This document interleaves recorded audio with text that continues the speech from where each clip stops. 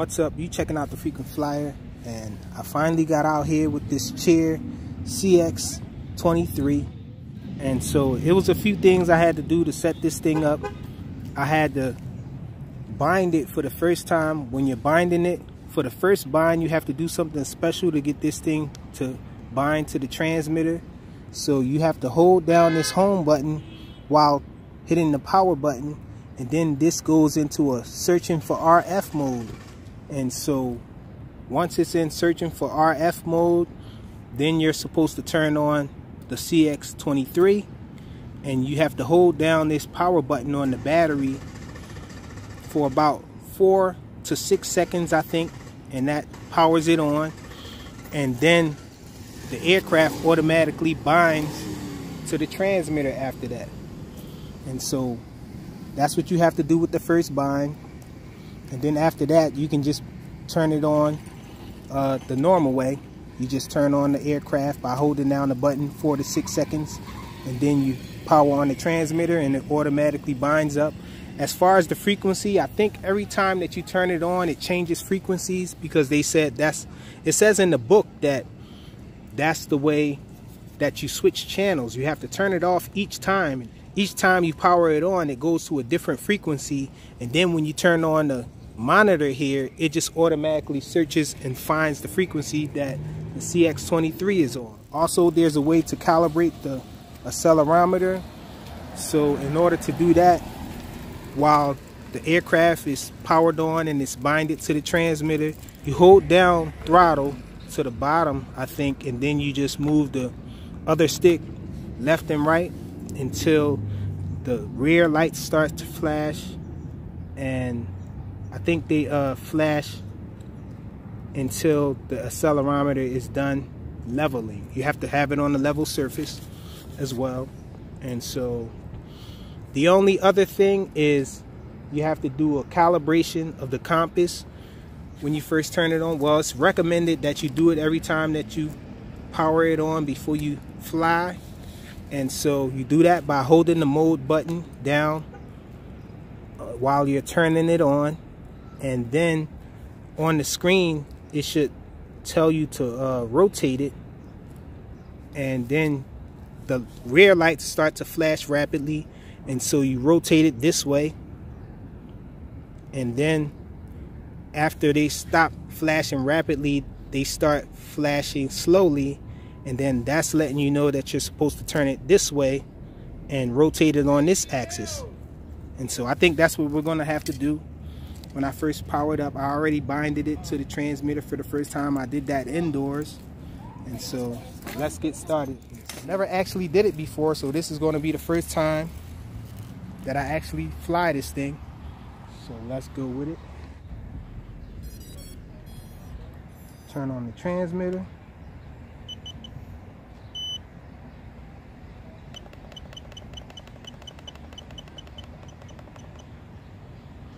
Okay, so there it is. Calibrate compass, it says on the screen. So I have to rotate it horizontally, clockwise. So let's do that. I don't know why I didn't put a lanyard on the transmitter. Okay, so now it's saying rotate vertically. So I have to turn it this way.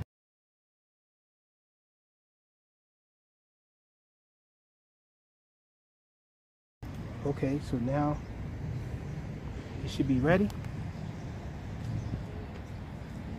Now I'm going to power on the monitor here. Now I was worried indoors that I wasn't going to be able to see this screen here on the transmitter, but it seems a little better outdoor in sunlight. I couldn't see it at all indoors. It was really hard for me to see it. And it has this film over top of it. I'm trying to get that off. A little challenging to get that off. So the film is off it now. So let's press and hold this.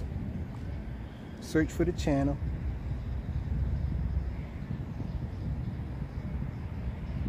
And so there must be an internal antenna on this thing, on the monitor here, because both of these antennas here, the diversity is for the actual aircraft. Okay, so we have all the information up here. I don't know if we record. Let's try to record this. Record video and see if it's going to record all this information. I doubt it though. So let's see. We have 10 GPS satellites up here in the corner. It's telling us that. And this here 4 volts is the battery of the transmitter here. The battery of the quad is here, 8.3 volts there. And so let's take off. We start the motor spinning by putting both sticks to the lower outside corners. And so let's try taking off manually. Wow, this thing jumps up in the air. It's in altitude hold mode, so it's drifting a little here. So we can hit the mode button to change it to GPS mode. Let's hit that and see if it steadies out. Okay, so there's a letter here up the top here. It starts out in A, and that's altitude hold mode. When the B is on the screen, that's in GPS mode. So we're in GPS mode, and it seems to be pretty still there, holding its position. So let's bring it up a little higher. Man, I didn't expect it to be that peppy. It's going up. So it's not slow at all, climbing in altitude and lowering.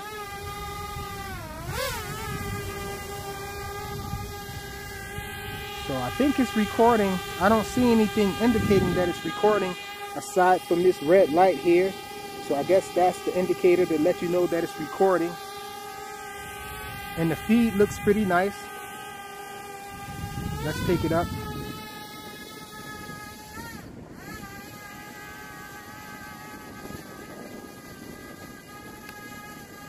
And the camera angle cannot be controlled by these knobs here. These little rollers here don't do anything. It's set in the manual that they're disabled, so no control of the camera angle there. The sticks feel pretty nice. Very clear feed. I don't know if you guys can see the screen here, how clean it looks. And we have a wind out here. A slight breeze, nothing serious, but definitely worth mentioning. And it's holding its position really steady right there. Move it forward a little and stop and see. So the wind did push it over a little. And it didn't move back to the middle of the street there where I had it, but it did stop over here, and it's holding its position here. So let's look at the screen and try to do some navigation like this here through FPV feed.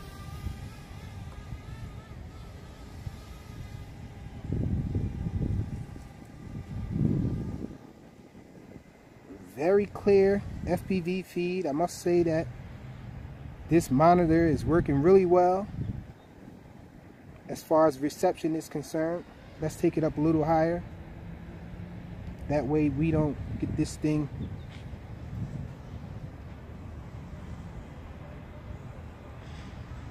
flying into anything.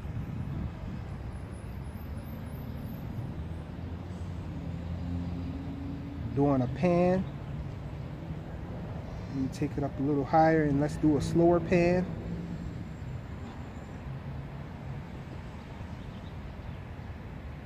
Pretty shaky up there, no optical image stabilization or anything like that.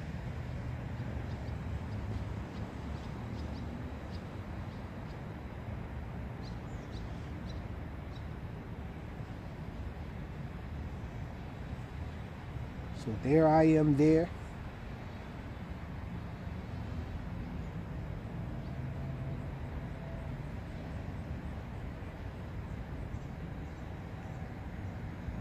That's the Home Depot right there.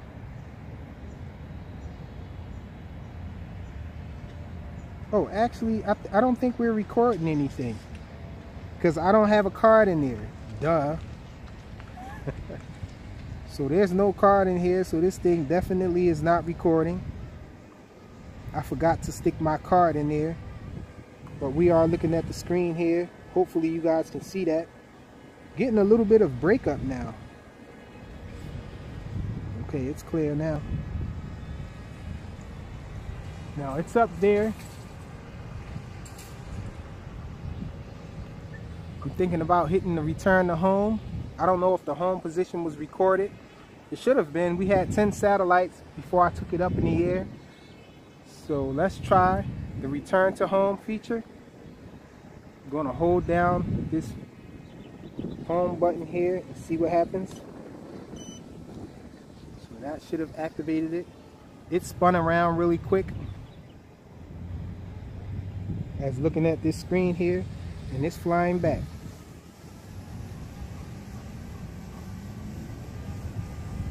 And it has slowed down and stopped just about right over top of me, just about.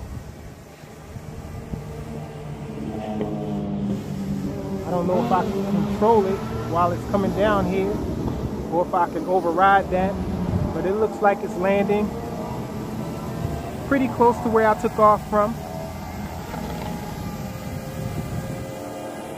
Yep, so it's fairly accurate as far as its home position.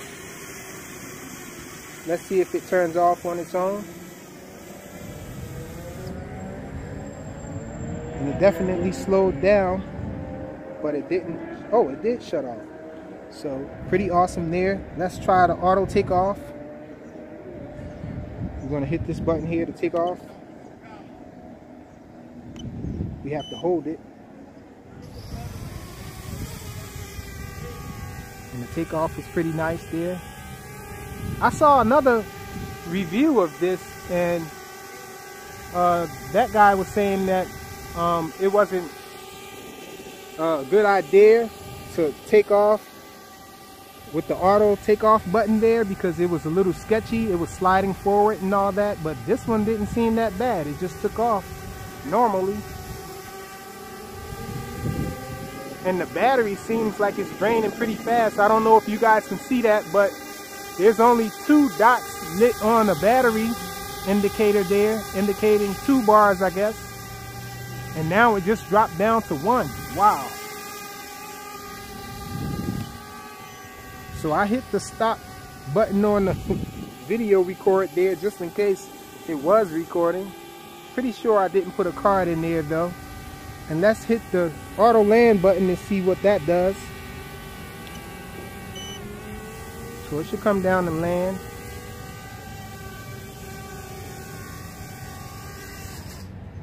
Wow, perfect.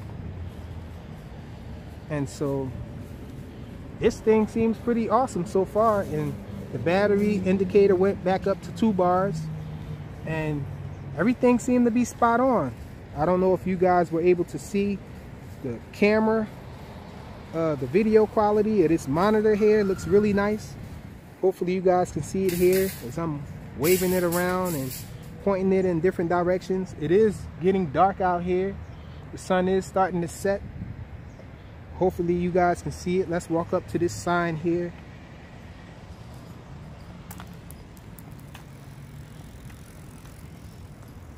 So let's see. Wow, they're knocking these signs down. This sign isn't even standing up erect anymore. But camera quality seems to be really nice. And the FPV feed seems to be spot on. Hardly any breakup. I did get a little breakup when I got right about halfway the distance to where I was from where I hit the home position, where I hit the return to home. Maybe there's a patch antenna in here because I sort of moved the transmitter towards it and it seems like it cleared up. So I'm guessing there's a patch antenna inside this case here, because these antennas I'm realizing don't have anything to do with this FPV feed here. This diversity setup is for the reception of controlling it. And so pretty awesome little quad here, it seems like so far. We're gonna have to bring this thing back out, and I'm gonna pop a SD card in here, and so we should be able to see how the recording of the footage is. And this also has a circle mode on here, so we're gonna test that out too. I'm gonna take it out to the field and hopefully we can get some nice footage with it. So it's the Cheerson CX-23. Thanks for watching.